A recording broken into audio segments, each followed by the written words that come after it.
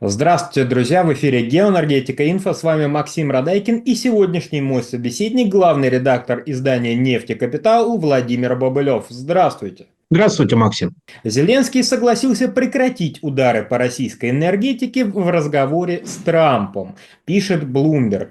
Владимир, такой вот вопрос. А на фоне ночных ударов по энергетике Российской Федерации, это столь быстрое согласие господина Зеленского, это перемирие условное частичное перемирие, оно кому нужнее, Российской Федерации или все-таки Украине? Хороший вопрос, потому что, в принципе, необходимо попробовать хотя бы оценить, по каким объектам энергетики удары наносились, как с той, так и с другой стороны.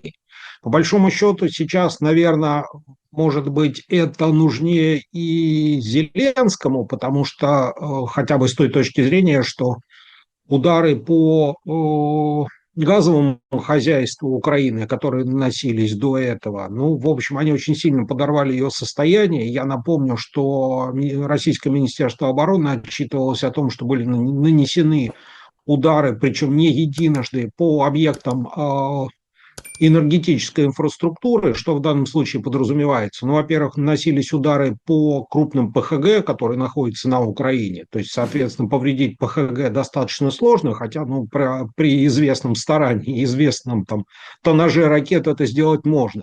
Но глобально поврежденная инфраструктура закачки, компрессорные станции, там, трубопроводная арматура на земле, она уже, в принципе, выводит ПХГ из строя.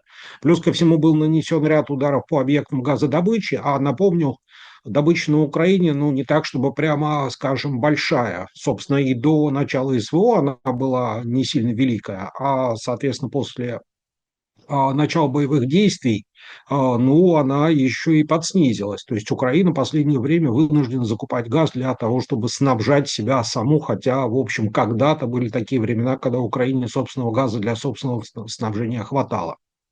Что же касается электроэнергетики, то, опять же, было нанесено достаточно много ударов по объектам энергоснабжения. Ну, собственно, главная эта цель была скорее повлиять на работу энергосистемы, прежде всего с точки зрения снабжения электроэнергией промышленных предприятий. То есть это предприятия, которые производят дроны, там занимаются там, ремонтом боевой техники и так далее, и так далее. В итоге мы имеем достаточно сильно подвыбитую электроэнергетику Украины. Это вот, наверное, может быть, слава богу, если можно так говорить в данном случае, что промышленность Украины, опять же, существенно сокращается и потребности в электроэнергии падают. Таким образом, можно примерно предполагать, ну, данных мало, но по каким-то отрывочным сведениям можно предполагать, что, в принципе, удары по энергосистеме Украины в широком смысле этого слова, в общем, ну, достигают своих целей. И с точки зрения энергетики, причем как углеводородной, так и, собственно, с точки зрения электричества, Украина находится в более грустном состоянии, чем Россия, потому что те удары, которые наносит Украина по российской энергосистеме, обратите внимание, в основном идут удары по топливной системе, по системе топливообеспечения. То есть, соответственно, это НПСки, то есть как бы перекачивающие станции на нефтепроводах и нефтепродуктопроводах. Вот были нанесены удары, во всяком случае попытки ударов по компрессорным станциям экспортных газопроводов. Плюс ко всему было несколько ударов по российским НПЗ, и в этом году удары, ну, как бы более чувствительные, чем в прошлом, что, наверное, может быть связано с тем, что с той стороны как бы и поднаучились попадать туда, куда надо, и, опять же, снабжение ВСУ спутниковыми данными для того, чтобы понимать, куда бить, она, ну, тоже подналадилась. Ну, опять же, напомню, что снабжают спутниковыми данными Украину, прежде всего США. К вопросу о том, что сейчас ведутся переговоры между Россией и США по поводу Украины, но, тем не менее, пока спутниковые данные по-прежнему поступают, удары по-прежнему наносятся. Собственно, почему я упомянул удары по системе топливообеспечения, потому что, ну, как видно, эти удары направлены прежде всего для того, чтобы ограничить снабжение армии топливом. Ну, здесь на каком-то этапе Украина если можно так сказать, промахнулась, то есть она попадала по заводу, но промахнулась по системе топливного обеспечения армии, потому что те заводы, по которым наносились удары, в основном это, даже несмотря на их размер, предприятия, относящиеся скорее к категории, ну, условно, мини-НПЗ, потому что там нет производства классового топлива, которым, собственно, армия снабжается. В основном там производится там, топливо судовое, печное, мазут, то есть это все экспортные продукты, и, соответственно, ну, с точки зрения там, чувствительности внутреннего рынка или поставок для армии, удары по этим предприятиям не настолько значимы.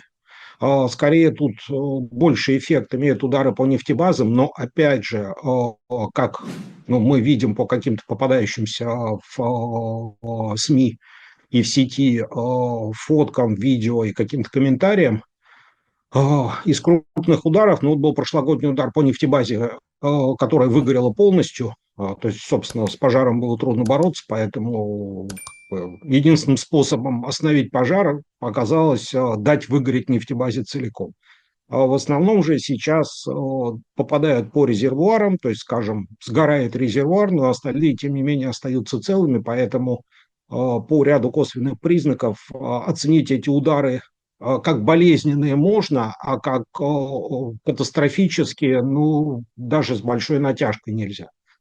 Таким образом, получается, что, в принципе, наверное, если сейчас будут остановлены удары по энергосистеме с обеих сторон, то Украина, наверное, окажется даже в более выгодном положении, потому что э, ей придется, ну, все-таки полегче. Ну, собственно, у России в этом плане запас прочности большой, ну, и по сравнению с Украиной он в разы выше. Периодически всплывала какая-то информация о том, что вот удары Украины по нефтепереработке Российской Федерации вызывают какие-то скачки на внутреннем рынке, что изменяются поставки.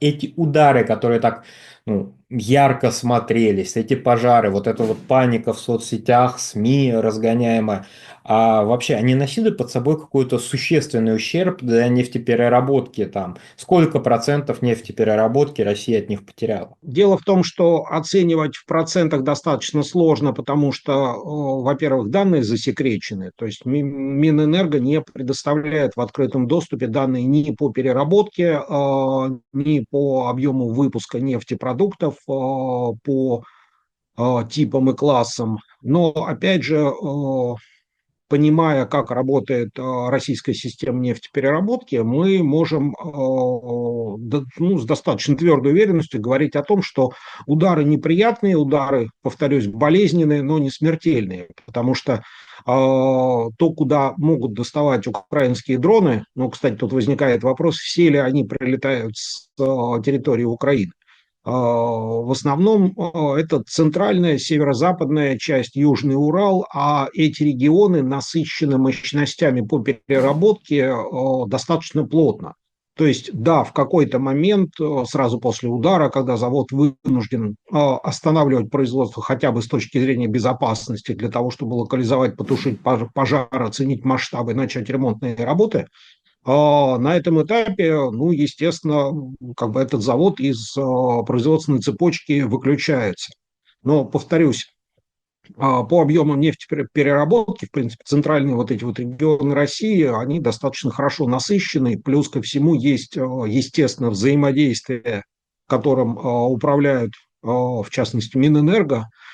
И поэтому выключение одного завода из производственной цепочки, оно приводит к тому, что подключаются другие заводы, плюс ко всему на третьем году СВО научились делать запасы топлив, есть где хранить, потому что по объемам резервуарных парков на нефтебазах у России ситуация, в принципе, избыточная. То есть у нас нефтебаз и объемов парков значительно больше, чем, собственно, того, что нужно хранить.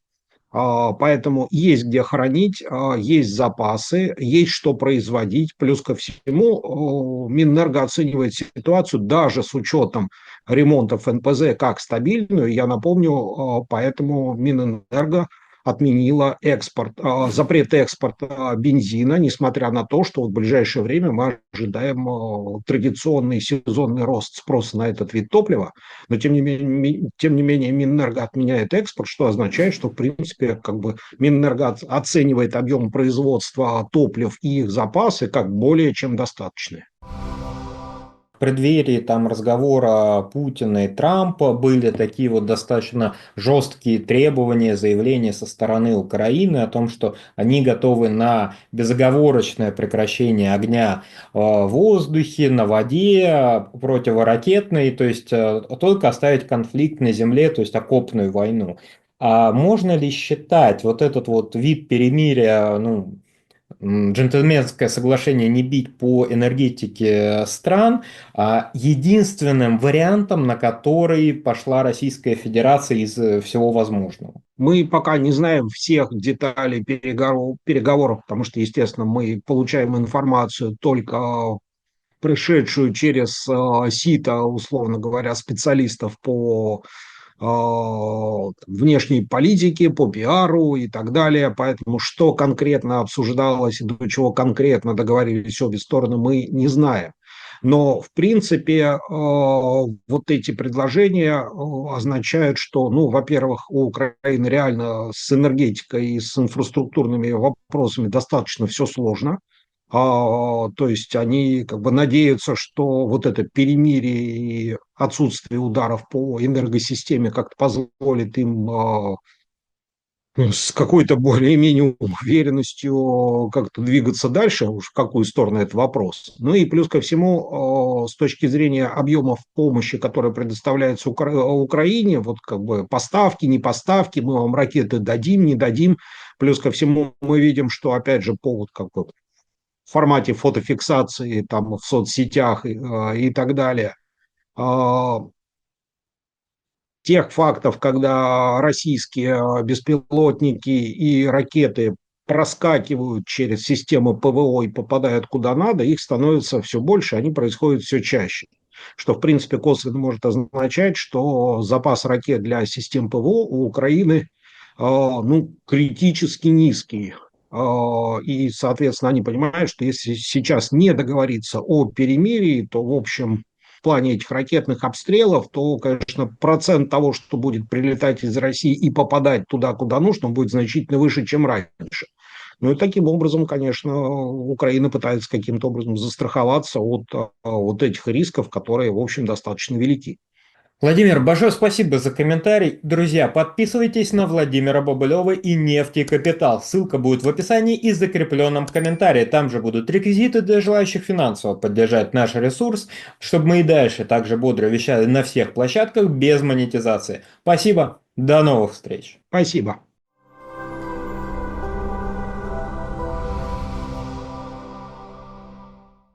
Друзья, в очередной раз напоминаю о том, что полное название нашего канала – независимый аналитический онлайн-журнал «Геоэнергетика Инфо». И слово «независимость» после того, как была отключена монетизация со стороны Ютуба, для нас стало дорогим, ценным, близким.